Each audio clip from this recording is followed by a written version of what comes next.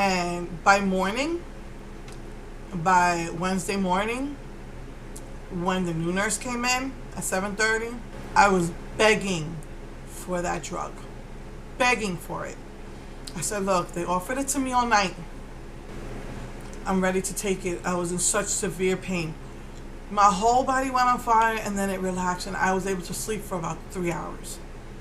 10 o'clock comes, still nothing. So this is a new nurse, by the way, not the male nurse I had. The other, it was a male nurse, but a different one. And so I said to him, still no record, still no record. You have to wait for the cardiologist now. Cardiologist has to approve you. And I said, but how is he going to approve me if he hasn't seen the records? So I said, I cannot. This is Wednesday. I was already past severe pain. My migraine came right back because I wasn't eating. And I'm telling this male nurse, I was like, every time he came in, I think he'd come in every like hour or two. I was like, I mean, different people coming there. I am like black and blue all over, drawing blood, taking my blood pressure. I kept asking him every time, still nothing, still nothing. Then finally, when it's 4 o'clock, I know the records department closes at 4:30. He said, look, they gave it to the special, because this is what basically, what aggravated me is that they're not giving me answers. They're giving me I don't knows and maybes and whenevers. And so this had been going on for, Tuesday, Wednesday. And this male nurse was, when the surgeon came in, he said, look, to help with your migraines, I'm going to order you to have sugar in your saline. And if your blood sugar goes up, we'll just give you insulin. So I told he left, and I started, when the nurse came in, I was like, my bag's almost finished. He said, give me sugar, because supposedly the sugar's supposed to help. I was flabbergasted. This is already Wednesday afternoon. And I told him, I said, look, you think that my insurance company doesn't want to pay? I said, look, I know that you're not responsible for anything that's happening, but maybe you could tell me who to talk to, because these records haven't come in. I'm not allowed to eat. My migraine's getting worse. I'm in severe pain. I don't think my insurance company is going to want me to sit here in the hospital waiting for records. I said, don't you think you should just do the test over again? I mean, I'm going to stay here for a week just waiting on records? I can't do that. I want to go home to my family. So he kind of got angry. I said, look, I know it's not your fault, but can you tell me who to talk to?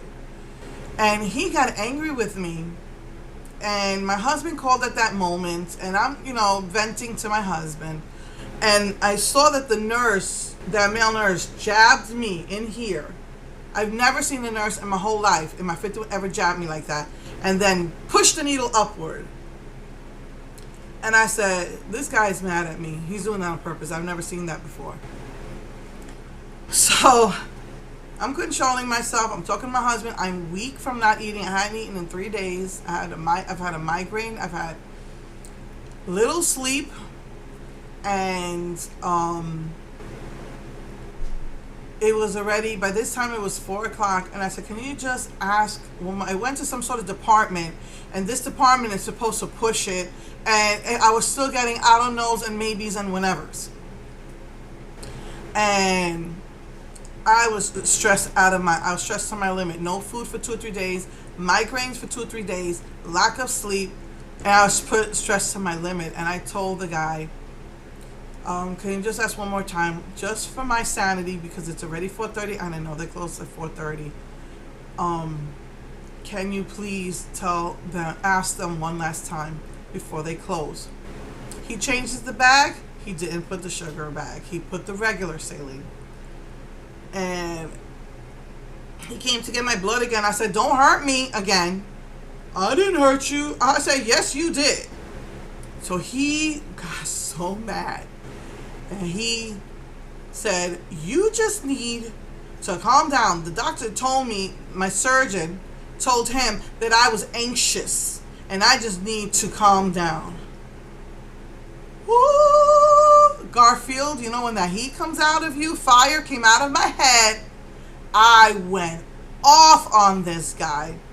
I said, I asked you 3 times that I needed sugar in my saline. I told you to confirm with the doctor. And what did you bring me? Regular. I said the last 2 nights I was here, that nurse went out of her way to take care of me. You just keep coming in and out of this room, and you don't want to listen to anything I have to say, anything about my pain. I said, when you go, I said, have you ever had a migraine? He said, I've had a migraine. I said, have you ever had a migraine for 3 days in a row? Lack of sleep and no food?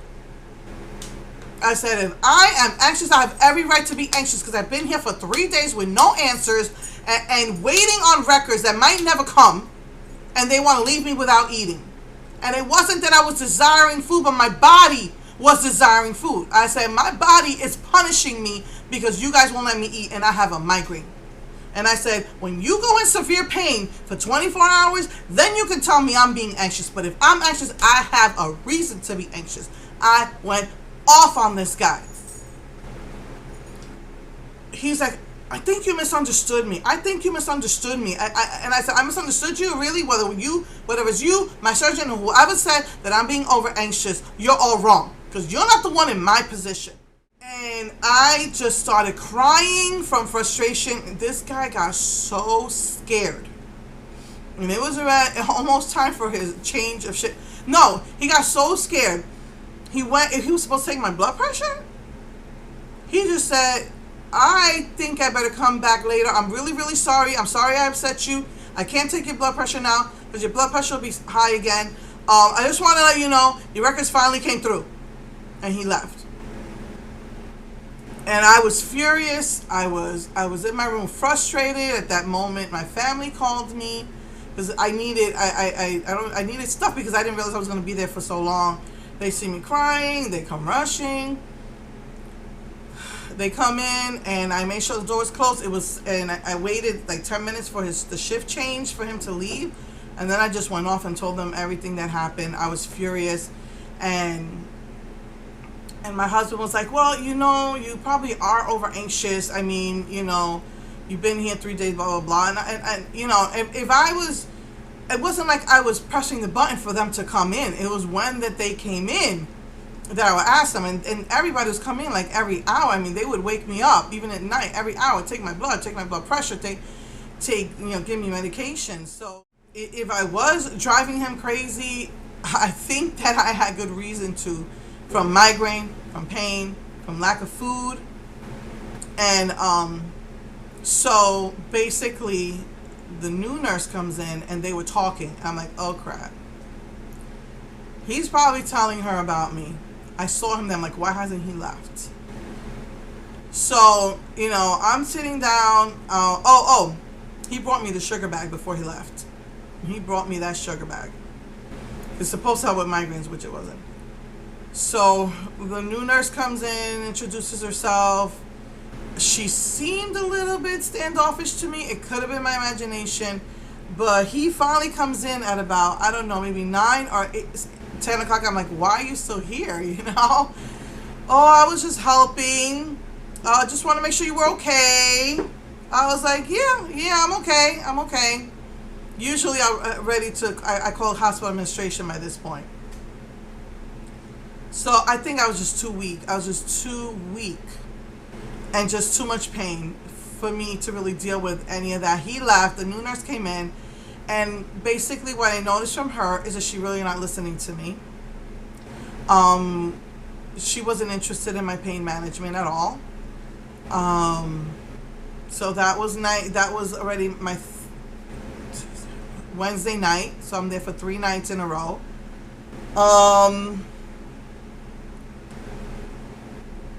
The cardiologist came like about 10 o'clock, 10:30 at night and asked me a million questions and said, your surgery, I approve you for surgery. You need the surgery tomorrow. You need to get that gallbladder out because it's causing chaos. And I'd just been told that when you take your gallbladder out, it's bad because it messes up your digestion, because it is... The function of the gallbladder is to digest fat. When you take out the gallbladder, your liver is doing overtime, and I already have a fatty liver. So he said, you're gonna have to have it out, and so the surgeon will come in the morning to let you know what time. I was like, fine. So again, basically all night, this new nurse was not interested in my pain management at all. But by this time, one of the things they did was they didn't want to give me that drug anymore because they were afraid that I was getting addicted to it, or that my body would get addicted to it because it is habit forming, so they cut back on it. So all they did was relax me, but I wasn't sleeping. They were giving me Tylenol. I said, Tylenol does not help with migraines. Can't you just give me something in my IV that's going to be stronger?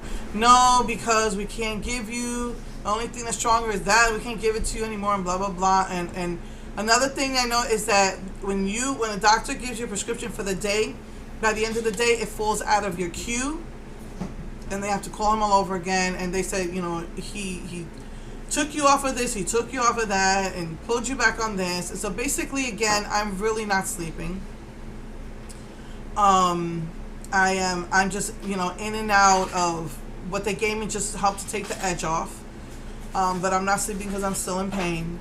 And, I don't like to bother the nurses. And my poor daughter didn't sleep that first night from them coming in 100 times, so I didn't want to bother her. So I tried to do as much as I could on my own.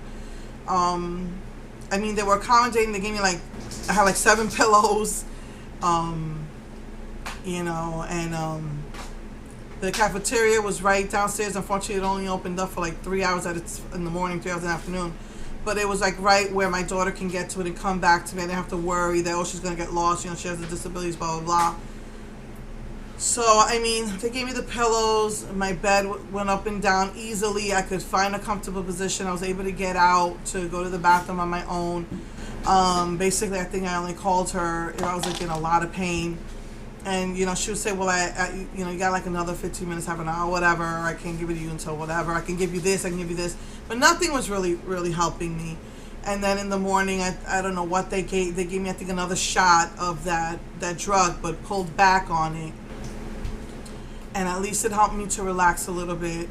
But what bothered me is that, I would tell her, can't you give me the Ambien? Obviously, oh, no, because you're going to be groggy in the morning. Who gives a crap? It's not like I'm going to work.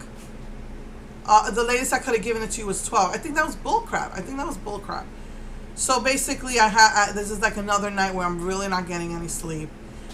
Just, relaxing a little bit to take the edge off, resting a little bit, dozing in and out, but not really getting sleep. So in the morning, the doctor comes in and says, I'm really sorry, but this gallbladder has to come out. And the surgeon's coming to see you. You've been approved for the surgery. I was like, okay. Yes, I'm relieved. This is Thursday morning. Good, I'm happy. He's like, he said, I'm really sorry. I'm like, I was just too weak to respond, but I was so happy. I just wanted this thing out so I could lead a normal life, pain-free life. And finally, I'm just sitting there waiting, and I'm like, the surgeon hasn't come. I get a new nurse, and they're giving me stuff. Well, actually, they said, we can't give you anything at all. No pills, no nothing. You can't drink water. They even took away my ice chips because I wasn't allowed to drink water. The water just made it worse, by the way. Ice chips was so soothing. They even took away my ice chips. She said, I can't give you anything. So basically, I didn't deal with her much. Some new nurse came in. Just sitting there, 9 o'clock passes, nothing. 10 o'clock passes, nothing. And the whole time, all I kept being was on top of my husband to take my son to school and bring him back, which he did.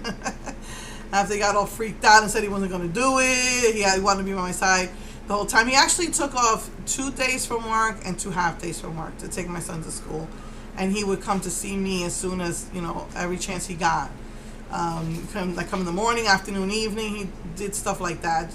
He would leave to take the kids out to eat and then come see me, at night until it's his bedtime, and my sons had to do homework. So he was taking off from work. And they were really good about it, because he works so hard. He works long hours. He got 2 awards for hard worker, and they were like, do what you got to do, and so you take off as much time as you want. So he was really great about it, and he had not come to see me yet that morning, and I told him, just make sure you come after you bring my drop of my son to school. I'll let you know when they schedule my surgery.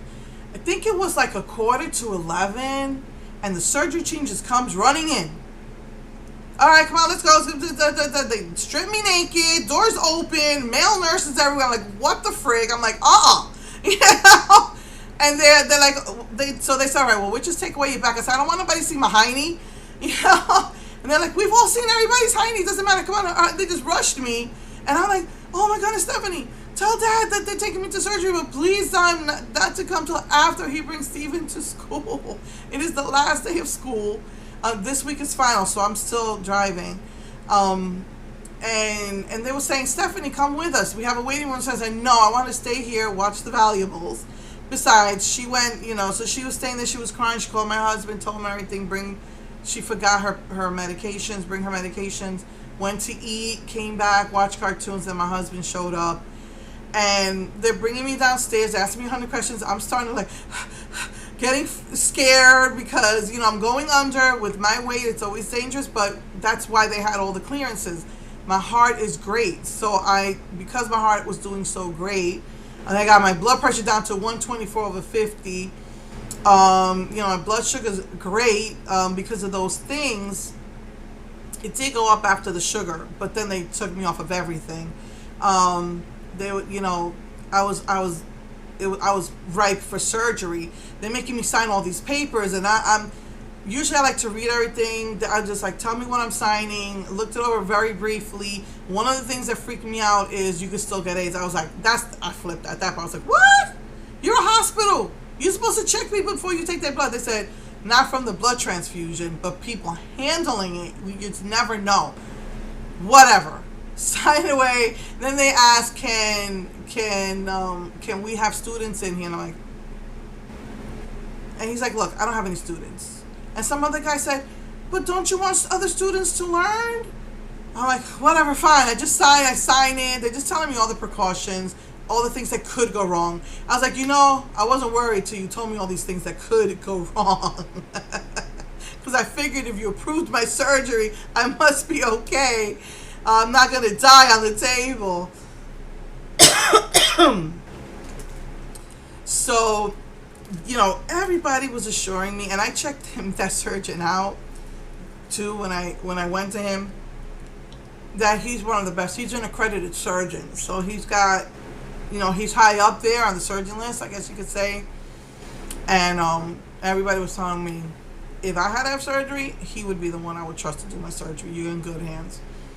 They bring me down. I'm worried about my daughter being alone because I know my husband was going to come till after he drove off to school at 1, at 1 o'clock.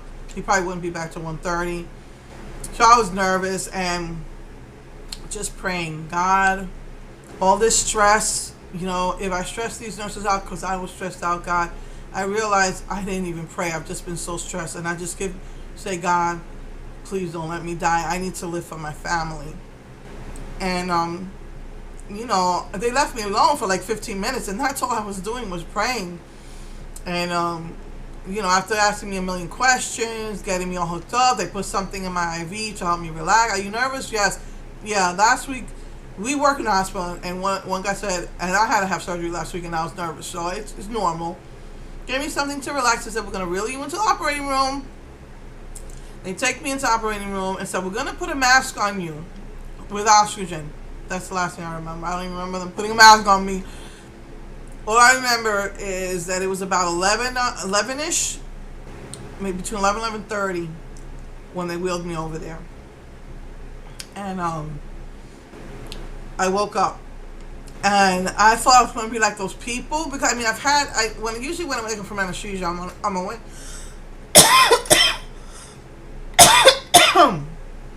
I'm awake. But you see those people, that are acting all crazy, that they put it on YouTube and stuff. I thought I might be that way. I was 100% lucid. The first thing I did was look up. Well, first of all, I'm looking around, and I was in pain. I was in really bad pain. Not so much from the surgery, from my back. And I was feeling kind of nauseous, and so a nurse was there, hi, Mrs. Darling, how you doing? How you feeling? I said, I'm in pain. Yes, it's your back. Your back is going to be okay. We're gonna get you off this stretcher. It's the stretcher. It's the position you're in. Because I was like completely flat, and I have not stopped coughing since I came out of the hospital. My throat was hurting so bad, and they first I noticed there was a clock right in front of me. I'm looking up at that clock and I'm like, oh my goodness, it is almost, it's like 2:30 something. I was like, oh no. I said, I want to see my husband. I want to see my husband. Yes, so I'm going to let you see your husband. I'm going to bring you up to your room in a minute. We're going to give you something for the nausea, and I'm going to wheel you right up. And like within 5 minutes, they had me in the room, and the only thing I wanted to see was my husband and know that my son was taken to school. That's all I cared about that whole time I was in the hospital, that my son was taken to school for his last week, that these 5 months have not been in vain.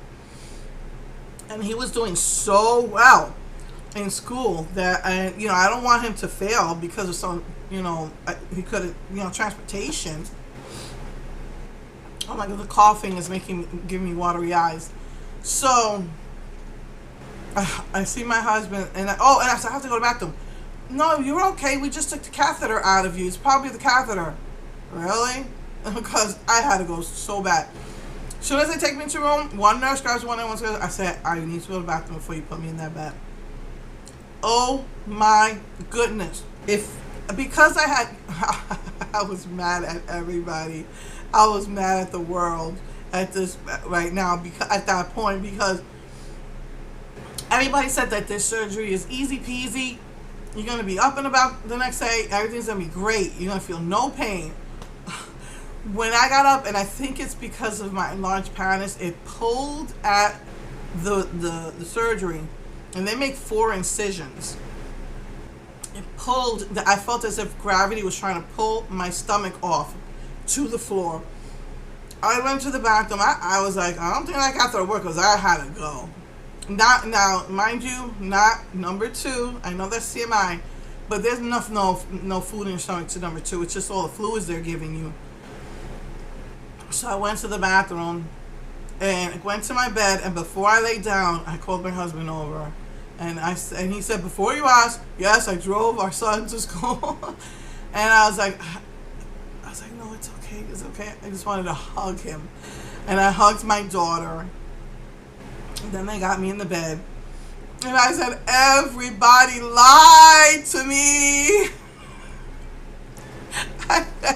I hate everybody. They lied to me.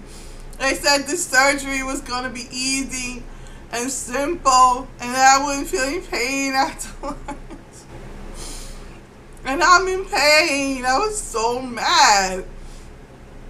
To go to the bathroom was so much pain because it just, oh my goodness, just gravity, man. Gravity was my enemy at that moment. And so that night I was furious. I was just really mad. But before my nurse left, she said, I'm going to give you some losartan and some Tylenol. I said, losartan, I don't even know if that works. I didn't know that's what they were giving me. I said, what brought my blood pressure down was the blood thinners, I said. Can I have some blood thinners? I said, Tylenol doesn't work. Can I have something stronger for my migraine? So they said, let me go ask the doctor. So all that time I was with my family. I did not see that nurse again. For whatever, her shift was another 3 hours. At this point they had a nurse technician. I'm not sure, like a nurse assistant. She's the one I saw a couple more times, and I said, did you ask the doctor for something stronger for my migraine? Tylenol does not work on me. Losartan, I don't know if that works on my blood pressure. And she I'll go ask the nurse. Every time I asked her, so I'll go ask the nurse, and I didn't see the nurse that whole night. After it was 7:05, that nurse left. Again, they were not interested in taking care of me.